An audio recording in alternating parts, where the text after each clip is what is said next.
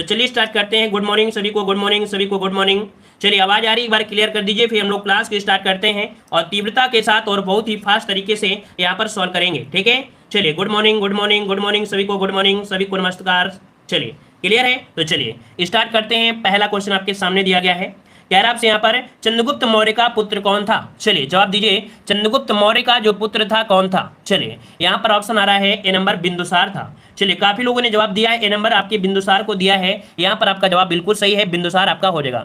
याद रखिए बिंदुसार सम्राट चंद्रगुप्त मौर्य का पुत्र था, है ना। याद रखिए एक पॉइंट आपसे दिया जाता है बिंदुसार के नाम से, बिंदुसार को बुलाता है अमित्र घात, है ना। याद रखिए अगर क्वेश्चन पूछे कि अमित्र घात के नाम से किसे जाना जाता है, तो अमित्र घात के नाम से किसे जानते हैं, तो आपके बिंदुसार को कहा जाता है ना। याद रखिएगा कि कुछ इतिहासकार इन्हें अमित्र चेष्ट के नाम से भी जानते हैं, कुछ इतिहासकार इन्हें अमित्र चेष्ट के नाम से भी पुकारते हैं। तो इस प्रकार से ये क्वेश्चन आपका हुआ। और अगला क्वेश्चन दिया है कि पानीपत की द्वितीय लड़ाई किन दो सेनाओं के बीच लड़ी गई। ये आप लोग सभी लोग जानते हैं, पानीपत की द्वितीय लड़ाई जो हुई थी कब, तो आपके 5 नवंबर 1556 को हुई थी। बाबर और 5 नवंबर 1556 को हेमू, है ना, जो कि अकबर जो कि बैरम खां के संरक्षण में, तो आपका जवाब इसमें क्या बन जाएगा, सी नंबर आपका हो जाएगा। अकबर और हेमू के बीच हुई थी, आपके 5 नवंबर 1556 को लड़ा गया था और हेमू इसमें क्या हुआ था, पराजित हो गया था और पकड़ा भी गया था। ठीक है, आगे बढ़ते हैं। क्वेश्चन दिया गया है कि सम्राट हर्ष ने अपनी राजधानी थानेश्वर से कहां स्थानांतरित की थी। चलिए बताइएगा कि सम्राट हर्ष ने अपनी राजधानी थानेश्वर से कहां स्थानांतरित कर दिया था। चलिए 3 का ऑप्शन आ रहा है, सी नंबर आपके कन्नौज में, तो जवाब आपका बिल्कुल सही है। यहाँ पर आपका जवाब क्या बन जाएगा, कन्नौज, इसका जवाब इसमें से राइट हो जाएगा 3 नंबर में। ठीक है ना, क्लियर हो गया है। चलिए आगे बढ़ते हैं। क्वेश्चन दिया है, कह रहा है जेजाग भुक्ति प्राचीन नाम था। जेजाग भुक्ति प्राचीन जो नाम था ये किसका नाम था। 4 का ऑप्शन क्या बनेगा, यहाँ पर आपका हो जाएगा बी नंबर आपके बुंदेलखंड का। याद रखिए बुंदेलखंड का प्राचीन नाम क्या था, जेजाग भुक्ति था। याद रखिए चंदेल के शासक अर्थात चंदेल वंश के संस्थापक थे नन्हुक। क्या, चंदेल वंश के संस्थापक थे नन्हुक के पौत्र थे जयसिंह या जेजा के नाम पर यह प्रदेश जेजा भुक्ति के नाम कहलाया था। आगे बढ़ते हैं। क्वेश्चन दिया गया है, कह रहे हैं महमूद गजनवी का दरबारी इतिहासकार कौन था। चलिए बताइएगा कि महमूद गजनवी का दरबारी इतिहासकार कौन था। चलिए 5 का जवाब देना है। यहाँ पर सही जवाब इनमें से क्या हो जाएगा, चलिए यहाँ पर 5 नंबर में ऑप्शन आ रहा है, यहाँ पर बी नंबर महमूद गजनवी का दरबारी इतिहासकार इनमें कौन था, तो आपका उतवी था। कौन, तो आपका उतवी था। याद रखिएगा जो कि यहाँ पर देखो आपके महमूद गजनवी आपके शिक्षित भी था, सुगम भी था। ठीक है, विद्वानों से देखा जाए परिपक्व भी था, कलाकारों को भी सम्मान करता था। ठीक है, तो इसके दरबारी इतिहासकार में कौन था, उतवी आप था। ठीक है, क्लियर है। आगे बढ़ते हैं। क्वेश्चन आपसे दिया गया है, निम्नलिखित में से कौन एक सुमेलित नहीं है। कौन एक सुमेलित नहीं है, ये आपसे यहाँ पर पूछा गया है। तो चलिए जवाब दीजिएगा, सही इसमें से क्या हो जाएगा। चलिए यहाँ पर देखो 6 नंबर में कुछ लोगों ने जवाब दिया है, यहाँ पर आपका डी नंबर। देखिए दीवान ए मुक्त खैरात दिया है अलाउद्दीन खिलजी। दीवान ए अमीर को ही जो स्थापना किया था मोहम्मद तुगलक ने। दीवान ए खैरात आपके फिरोज शाह तुगलक ने। लेकिन दिया है दीवान ए रियासत, कह रहा है बलबन। भाई यहाँ पर जो ऑप्शन बनेगा डी नंबर, ये आपके बलबन नहीं थे। याद रखिएगा बलबन नहीं है, ये आपके थे अलाउद्दीन खिलजी, जिसे बोला जाता है बाजार नियंत्रण विभाग। क्या बोला जाता है, बाजार नियंत्रण विभाग बोला जाता है। ठीक है ना, यहाँ पर जो आपका दिया था यहाँ पर, ठीक है, क्लियर हो गया है। चलिए यहाँ पर आपका जवाब डी हो जाएगा, ये आपके थे अलाउद्दीन खिलजी। ठीक है ना। चलिए देखो खैरात का मतलब क्या होता है, मतलब जो दान विभाग होता है ना, जो आपके फिरोज शाह तुगलक थे, दीवान ए खैरात अर्थात दान विभाग की स्थापना तुगलक ने करवाया था। ठीक है, कौन, फिरोज शाह तुगलक ने करवाया था। ठीक है ना, क्लियर है। और ये जो आपका दिया है अमीर को ही, ये कृषि विभाग था। ठीक है, कृषि विभाग था। ठीक है, और ये जो आपका दिया है मुस्तखराज, ये क्या था, एक राजस्व विभाग था। ठीक है, चलिए आगे बढ़ते हैं। क्वेश्चन आपसे दिया गया है, वेदों की ओर लौटो का नारा किसने दिया था। वेदों की ओर लौटो का नारा जो दिया वो किसने दिया। चलिए ये भी क्वेश्चन आपका अच्छा है, अभी हमने पढ़ाया भी है ना, ये सब कुछ आपको मिलता है। तो चलिए यहाँ पर 7 का ऑप्शन क्या बन जाएगा, ऑप्शन आ रहा है यहाँ पर आपका बी नंबर दयानंद सरस्वती, इसका जवाब राइट हो जाएगा। और अभी हमने बताया कि अप्रैल 1875 में बंबई में आर्य समाज की स्थापना भी इन्होंने किया था, ताकि प्राचीन वैदिक धर्म को यहाँ पर पुनः स्थापित किया जाए। ठीक है, आगे बढ़ते हैं। क्वेश्चन आपसे दिया है कि महात्मा गांधी के राजनीतिक गुरु आपके कौन थे। महात्मा गांधी के राजनीतिक गुरु आपसे पूछा है, यहाँ पर आपका जवाब सही क्या हो जाएगा। तो चलिए यहाँ पर 8 नंबर में क्या बनेगा, तो आपके गोपाल कृष्ण गोखले। क्या बन जाएगा, ऑप्शन डी हो जाएगा, गोपाल कृष्ण गोखले आपका जवाब राइट हो जाएगा। नेक्स्ट क्वेश्चन दिया है, सुभाष चंद्र बोस का राजनीतिक गुरु कौन था। सुभाष चंद्र बोस का राजनीतिक गुरु इनमें से कौन था। चलिए जवाब दीजिए, सही जवाब इनमें से क्या हो जाएगा। चलिए यहाँ पर देख सकते हैं सुभाष चंद्र बोस का राजनीतिक पूछा गया है, तो यहाँ पर सुभाष चंद्र बोस का राजनीतिक गुरु कौन था? ऑप्शन बी आ रहा है सी आर दास, है ना। कौन से थे? तो 9 को ऑप्शन बनेगा यहाँ पर आपका हो जाएगा क्या? तो आपका सी आर दास जिन्हें बोलते हैं कि आपके देश बंधु चित्तरंजन दास, क्या इन्हें देश बंधु चित्तरंजन दास बोलते हैं। ऑप्शन क्या बन जाएगा? बी नंबर राइट हो जाएगा। ठीक है, चलिए वह वीडियो को लाइक शेयर कर दीजिए जितने लोग जुड़े हैं, जो बाद में जुड़े हैं वीडियो को लाइक से भी कर दीजिएगा। चलिए बताइए 10 नंबर का जवाब यहाँ पर क्या हो जाएगा। चलिए कह रहा है 1919 में जब मॉन्टेग्यू चेम्सफोर्ड अधिनियम पास हुआ था तब इंग्लैंड का प्रधानमंत्री कौन था? चलिए बताइएगा कि जब 1919 में जब मॉन्टेग्यू चेम्सफोर्ड अधिनियम पास हुआ था तब इंग्लैंड का प्रधानमंत्री कौन था? यहाँ पर आपका 10 नंबर में क्या बनेगा? ऑप्शन ए हो जाएगा, यहाँ पर थे लॉर्ड जॉर्ज। कौन? लॉर्ड जॉर्ज थे। इसका राइट आंसर आपका बनेगा ए नंबर। अगला क्वेश्चन दिया गया है विश्व में कॉफी का सबसे बड़ा उत्पादक इनमें से कौन सा है? विश्व में कॉफी का सबसे बड़ा उत्पादक इनमें से कौन सा हो जाएगा?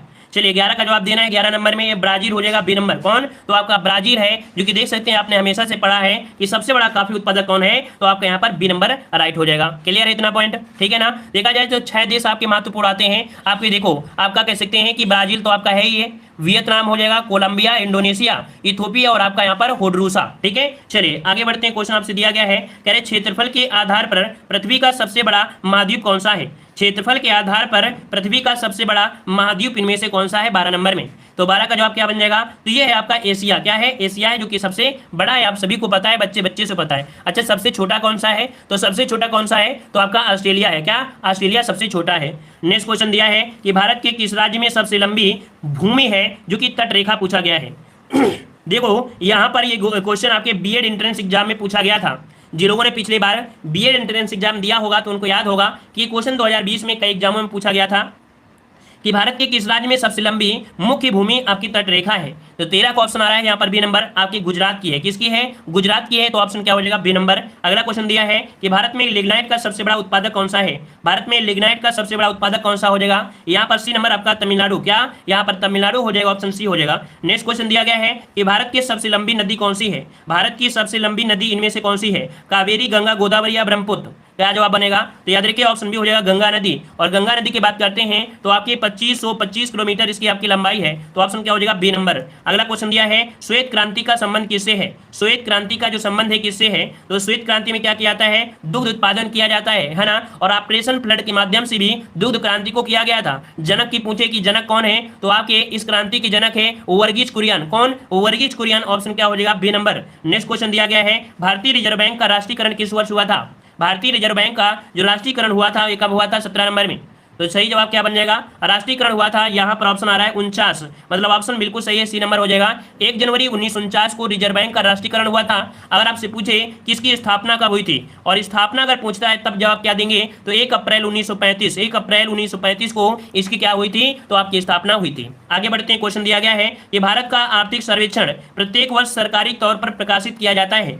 भारत का आर्थिक सर्वेक्षण प्रत्येक वर्ष सरकारी तौर पर प्रकाशित किया जाता है। ये किसके माध्यम से? जो आर्थिक सर्वेक्षण है ये किसके माध्यम से, कौन से मंत्रालय के द्वारा, किसके द्वारा होता है? यहाँ पर ऑप्शन सी हो जाएगा, भारत सरकार के वित्त मंत्रालय के द्वारा प्रत्येक वर्ष आर्थिक सर्वेक्षण यहाँ पर शुरू किया जाता है, अर्थात प्रकाशित किया जाता है, सी नंबर। नेक्स्ट क्वेश्चन दिया गया है कि भारत में सीमांत जोत का आकार कितना है? भारत में सीमांत जोत का जो आकार है वो आपके कितना है? तो आपके याद रखिए 1 हेक्टेयर से कम वाले जो होते हैं वो आपकी किस में आते हैं? सीमांत जोत के अंतर्गत आते हैं। तो ऑप्शन क्या हो जाएगा? यहाँ पर आपका डी नंबर राइट हो जाएगा। ठीक है, इस क्वेश्चन को भी हमने कई बार पढ़ाया है। लेखपाल के जो हम प्रैक्टिस सेट आपको सॉल्व करा रहे थे तब भी इसको हमने यहाँ पर पढ़ाया था। इतना पॉइंट आपको क्लियर हो गया होगा। ठीक है, आगे बढ़ते हैं। क्वेश्चन आपसे दिया गया है कि किसे प्लास्टिक मनी कहा जाता है? किसे प्लास्टिक मनी के नाम से जानते हैं? तो यहाँ पर आपका जवाब क्या हो जाएगा? बी नंबर, क्रेडिट कार्ड के नाम से। क्या? ऑप्शन बी हो जाएगा। जो क्रेडिट कार्ड होते हैं इन्हें हम लोग क्या बोलते हैं? तो प्लास्टिक मनी के नाम से जानते हैं। प्लास्टिक मनी के नाम से जानते हैं, जिसकी सहायता से वस्तु सेवाएं खरीदारी की जा सकती है। और इसमें credit card, debit card, smart card सभी आपके आते हैं। अगला क्वेश्चन दिया गया है निम्नलिखित में से किस अनुच्छेद में इंडिया को भारत भी कहा जाता है? ये बताइए, भारत को इंडिया, मतलब इंडिया को भारत जो कहा गया है किस में कहा गया है? चलिए, तो भाग 1 में ही आपने पढ़ा होगा और पहले आर्टिकल में पढ़ा होगा कि भारत अर्थात इंडिया राज्यों का संघ होगा। मतलब ऑप्शन कौन सा हो जाएगा? फर्स्ट नंबर आपका जवाब राइट हो जाएगा। नेक्स्ट क्वेश्चन दिया है कि भारतीय संविधान में कितने मौलिक कर्तव्य आपके उल्लिखित हैं? मौलिक कर्तव्य दिया गया है और आपके संविधान में जो मौलिक कर्तव्य है वो आपके कितने हैं? तो चलिए यहाँ पर जवाब हो जाएगा वर्तमान में कितने हैं, तो 11 हैं। याद रखिएगा ऑप्शन क्या हो जाएगा, डी नंबर। अगर क्वेश्चन ये पूछे कि जो मौलिक कर्तव्य है क्या संविधान के प्रारंभिक आपके भाग हैं, नहीं, ये आपके कह सकते हैं 1976 में। कब, तो आपके 1976 में जो कि 42वां संविधान संशोधन हुआ था तब इनको जोड़ा गया था आपके संविधान में, याद रखिएगा, ठीक है। जो आपके मौलिक कर्तव्य आपके किस में आते हैं, तो आपके 51 के ए में मिलते हैं, क्या 51 के ए में आपको मिलते हैं। तो इस प्रकार से ऑप्शन क्या हो जाएगा, डी नंबर। प्रारंभ में जब था तो आपके 10 ही मौलिक आपके कर्तव्य थे, लेकिन शिक्षा के अधिकार को भी इसमें जोड़ दिया गया तो अब कितने हो गए, 11 हो गए। नेक्स्ट क्वेश्चन दिया है, स्वतंत्र भारत की लोकसभा का पहला अध्यक्ष कौन था। स्वतंत्र भारत की लोकसभा का पहला अध्यक्ष इनमें से कौन था, 23 नंबर में। तो 23 का ऑप्शन क्या बन जाएगा, यहाँ पर आपका जवाब आ रहा है भाग 9 में। यहाँ पर देखिए तो 23 का ऑप्शन बन जाएगा यहाँ पर ऑप्शन डी, जीवी मोरंकर। कौन, तो आपके जीवी मोरंकर, ग्रेट सुभाष देव मोरंकर के नाम से भी इन्हें जानते हैं। 23 का ऑप्शन क्या बन जाएगा, यहाँ पर आपका डी हो जाएगा। याद रखिए अगर पूछे कि कार्यकाल, तो कार्यकाल कितना था, तो यहाँ पर आपका जवाब बन जाएगा, यहाँ पर कह सकते हैं कार्यकाल तो आपको 1952 से स्टार्टिंग हुई थी, है ना। तो चलिए अगला क्वेश्चन दिया गया है, इलाहाबाद उच्च न्यायालय की स्थापना कब हुई थी। इलाहाबाद उच्च न्यायालय की जो स्थापना हुई थी ये आपकी कब हुई थी, यहाँ पर 24 का जवाब देना है, 24 नंबर में। चलिए यहाँ पर सही जवाब इनमें से क्या हो जाएगा, चलिए 24 नंबर में इलाहाबाद उच्च न्यायालय की जो स्थापना हुई ये कब हुई थी। तो यहाँ पर जवाब आ रहा है 24 नंबर में। कुछ लोगों ने जवाब दिया है यहाँ पर बी नंबर, तो आपके 1866 में। याद रखिएगा कि 1866 में इसकी स्थापना हुई थी, ठीक है। आगे बढ़ते हैं, क्वेश्चन दिया गया है, कह रहा आपसे यहाँ पर नगर पालिकाओं में महिलाओं के लिए कितनी सीटें आरक्षित होती हैं। जो नगर पालिका है यहाँ पर महिलाओं के लिए जो सीटें आरक्षित हैं वो कितनी सीटें आरक्षित हैं। चलिए 25 का जवाब देना है, 25 नंबर में। यहाँ पर 25 नंबर में काफी लोगों को जवाब आ रहे हैं, यहाँ पर सी नंबर 1/3। याद रखिएगा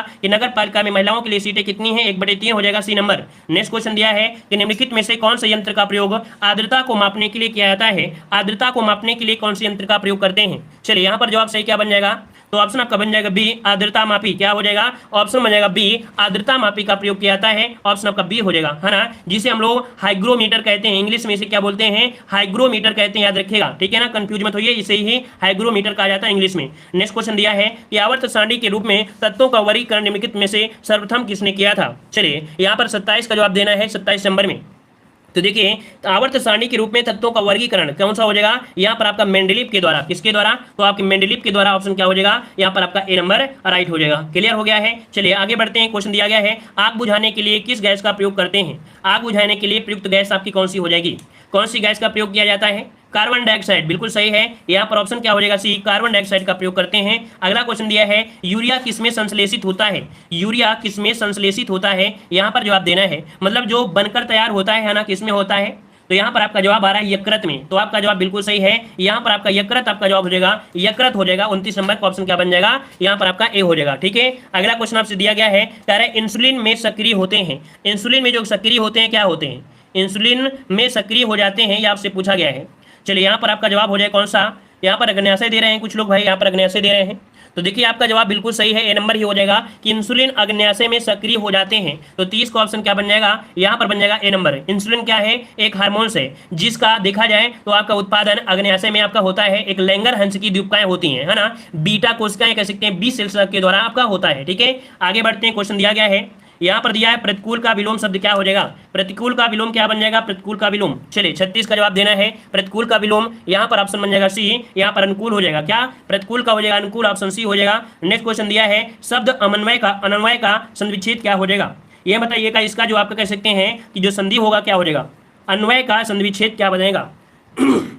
चलिए 37 को ऑप्शन आ गया है ए नंबर, अनुधन अय। क्या, अनुधन अय, ऑप्शन बन जाएगा ए नंबर, जो कि आपकी यण संधि है। कौन सी संधि है, यण संधि है। अगला क्वेश्चन दिया है कि कलेजे पर सांप लौटना मुहावरे का अर्थ क्या हो जाएगा। कलेजे पर सांप लौटना मुहावरे का अर्थ इनमें से क्या हो जाएगा। चलिए 38 नंबर का जवाब क्या बनेगा, तो चलिए 38 का ऑप्शन यहाँ पर आ रहा है बी नंबर, मतलब ईर्षा से जल उठना। क्या, ऑप्शन बी हो जाएगा, ईर्षा से जल उठना। अगला क्वेश्चन दिया है कि कवि का स्त्रीलिंग शब्द क्या होता है। कवि का स्त्रीलिंग इनमें से क्या हो जाएगा 39 में। चलिए 39 का ऑप्शन सी हो जाएगा कवित्री। कौन सा, ये वाला आपका सही दिया है, सी नंबर। नेक्स्ट क्वेश्चन दिया है कि वह स्त्री जिसका पति परदेश अर्थात विदेश गया हो उसे क्या कहते हैं। देखो यहाँ पर गया है ना, और जब गया होता है उसके लिए क्या प्रयोग करते हैं, तो यहाँ पर आपका प्रेषित है ना, प्रेषित मतलब होता है भेजना, तो यहाँ पर प्रेषित पतिका होगा, है ना। और अगर आने वाला होता है तो क्या बोलते हैं, तो आगत पतिका बोल देते हैं, है ना। तो यहाँ पर ऑप्शन क्या बनेगा, सी नंबर राइट हो जाएगा। नेक्स्ट क्वेश्चन दिया गया है, चलिए यहाँ पर क्वेश्चन दिया गया है कि अंतर्राष्ट्रीय क्षुद्रग्राह दिवस कब मनाया जाता है। तो चलिए यहाँ पर जवाब देना है, अंतर्राष्ट्रीय क्षुद्रग्राह दिवस कब मनाया जाता है।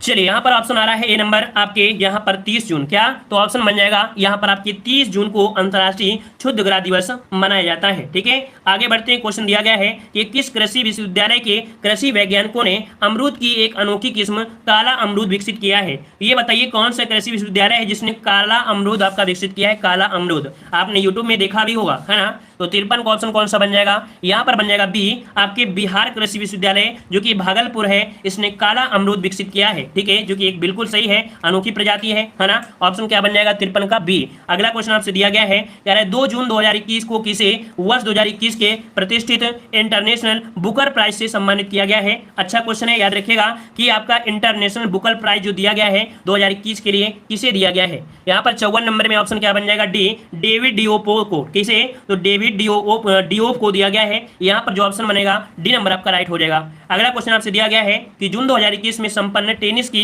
ग्रैंड स्लैम प्रतियोगिता फ्रेंच ओपन 2021 के पुरुष एकल का खिताब किसने जीता है। तो ये भी क्वेश्चन आपके एग्जाम में बन सकता है, यहाँ से पूछे जा रहे हैं। तो ग्रैंड स्लैम की जो देखो टेनिस की ग्रैंड स्लैम प्रतियोगिता है, फ्रेंच ओपन की बात किया है, फ्रेंच ओपन जो कि पहला देखो ग्रैंड स्लैम में पहली प्रतियोगिता होती है फ्रेंच ओपन ही होती है ना। और फ्रेंच ओपन जो आपके जीते हैं वो भी पुरुष एकल में, वो किसने जीता है। तो यहाँ पर ऑप्शन बनेगा ए आपके नोवाक जोकोविच। तो नोवाक जोकोविच ऑप्शन क्या बन जाएगा, यहाँ पर ऑप्शन बन जाएगा ए नंबर। ठीक है, अगला क्वेश्चन आपसे दिया गया है कि जैव प्रौद्योगिकी विभाग अर्थात डीपीटी एक राष्ट्रीय रोग प्रतिरक्षक संस्थान को भारत के पहले स्वदेशी ट्यूमर एंटीजन एसपीएजी है ना, एसपीएजी 9 के लिए डेनमार्क ट्रेडमार्क प्राप्त हुआ है। भारत के पहले स्वदेशी ट्यूमर एंटीजन की खोज जो हुई थी 1998 में आपकी हुई थी, लेकिन किसने किया था। मतलब इसमें हर एक चीज को बोल दिया गया है, हर एक चीज इसी क्वेश्चन में आपको दिया गया है। ये थे आपके डॉक्टर अनिल सूरी, है ना, डॉक्टर अनिल सूरी थे जो कि राष्ट्रीय रोग प्रतिरक्षक संस्थान के भारत की पहली स्वदेशी ये ट्यूमर एंटीजन आपकी है। तो ऑप्शन बी हो जाएगा। अगला क्वेश्चन आपसे दिया गया है कि मई 2021 में प्रथम एशिया प्रशांत सार्वजनिक क्षेत्र साइबर सुरक्षा कार्यकारी परिषद का शुभारंभ किसके द्वारा किया गया है। देखो ये दिया गया जो सार्वजनिक क्षेत्र कौन, एशिया और प्रशांत महासागर वाला, है ना। इसके साइबर सुरक्षा के लिए जो हैकिंग वगैरह होती है, तो साइबर सुरक्षा कार्यकारी परिषद का शुभारंभ जो किया गया है ये किसके द्वारा किया गया है। यहाँ पर ऑप्शन सी हो जाएगा माइक्रोसॉफ्ट के द्वारा। किसके, तो ऑप्शन हो जाएगा यहाँ पर सी माइक्रोसॉफ्ट हो जाएगा। अगला क्वेश्चन दिया गया है कि जून 2021 में 31वें भारत थाईलैंड समन्वित गश्त 2021 का आयोजन किया गया। इस समुद्री नौसेना अभ्यास का आयोजन किस वर्ष से किया जा रहा है। ये बताइए जो आपका दिया है थाईलैंड, है ना, भारत थाईलैंड समन्वित गश्त 2021, है ना। तो ये जो शुरू किया जा रहा है ये कब से शुरू किया जा रहा है, यहाँ पर ऑप्शन ए हो जाएगा 2005 से। कब से, ये जो आपका सैन्य अभ्यास है, समुद्री सैन्य अभ्यास है, 2005 से शुरू किया जा रहा है। ठीक है, आगे बढ़ते हैं। क्वेश्चन आपसे अगला पूछा गया है कि अप्रैल 2021 में केंद्रीय मंत्री पीयूष गोयल द्वारा कितनी राशि के साथ स्टार्टअप इंडिया स्पीड फंड की शुरुआत की गई है। देखो यहाँ पर आपके कौन है, केंद्रीय मंत्री पीयूष गोयल ने, यहाँ पर देख सकते हैं स्टार्टअप इंडिया सीड फंड, क्या है, स्टार्टअप इंडिया सीड फंड की शुरुआत किया है और कितने करोड़ के साथ। तो यहाँ पर ऑप्शन बन जाएगा डी नंबर 945 करोड़। ऑप्शन क्या बन जाएगा, डी नंबर। अगला क्वेश्चन दिया गया है कि दिसंबर 2020 में रक्षा मंत्री राजनाथ सिंह ने किस स्थान पर उन्नत हाइपरसोनिक विंड टनल परीक्षण सुविधा का उद्घाटन किया है। इस क्वेश्चन को हमने कई बार आपको बताया है, संभावित क्वेश्चन आपका है ना।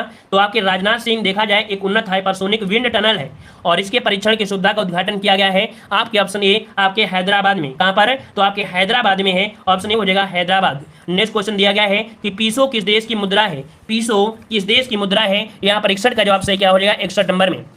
चलिए सभी को जवाब देना है। पीसो जो मुद्रा है कहाँ की मुद्रा है, यहाँ पर ऑप्शन आ रहा है यहाँ पर आपका मैक्सिको। चलिए बिल्कुल सही है, यहाँ पर ऑप्शन बन जाएगा मैक्सिको, ये मैक्सिको की मुद्रा है। ऑप्शन बन जाएगा कौन सा, बी नंबर आपका राइट हो जाएगा। ठीक है ना, क्लियर है। चलिए वहीं पर देखा जाए दक्षिण कोरिया की, तो दक्षिण कोरियन आपकी है। ठीक है, 1 इटली की है, यूरो आपके जापान की है। ठीक है, मतलब जापान की क्या है, एन है, जापान की एन है ना, जापान की क्या है, एन आपकी है।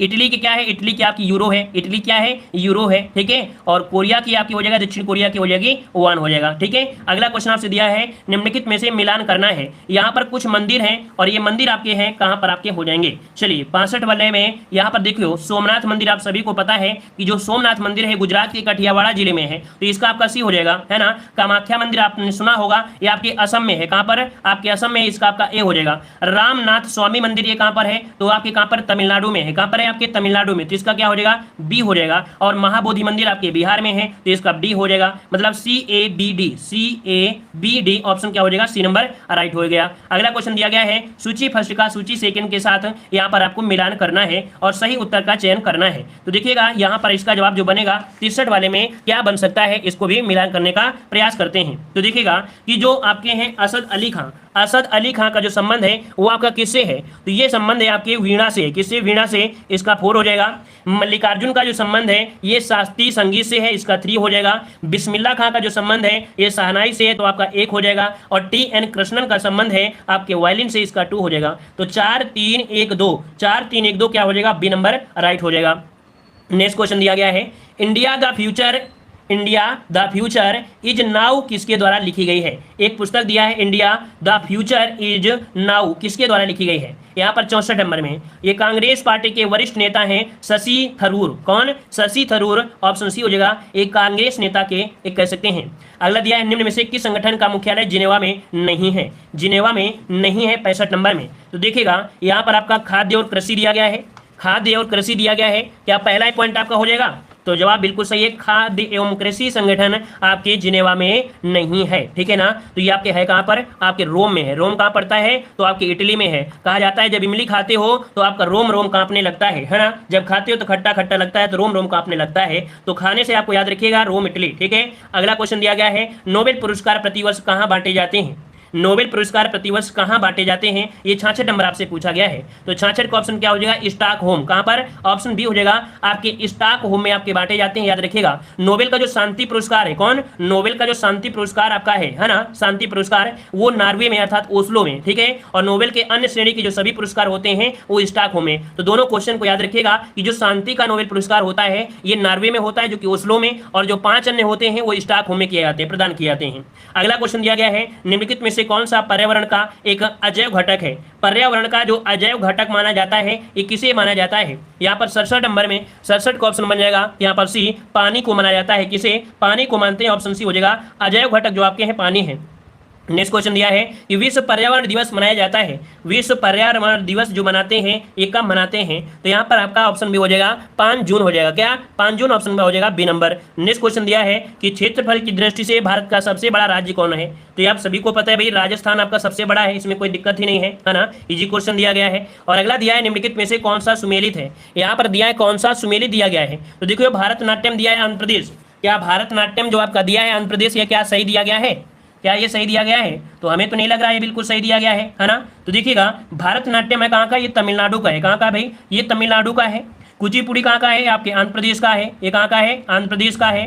कथकली कहाँ का है? केरल का है। मतलब ऑप्शन क्या होगा? सी नंबर आपका कथकली हो जाएगा, केरल का हो जाएगा, है ना? और कथक आपके कहाँ का है? तो आपके उत्तर प्रदेश का है। ठीक है ना?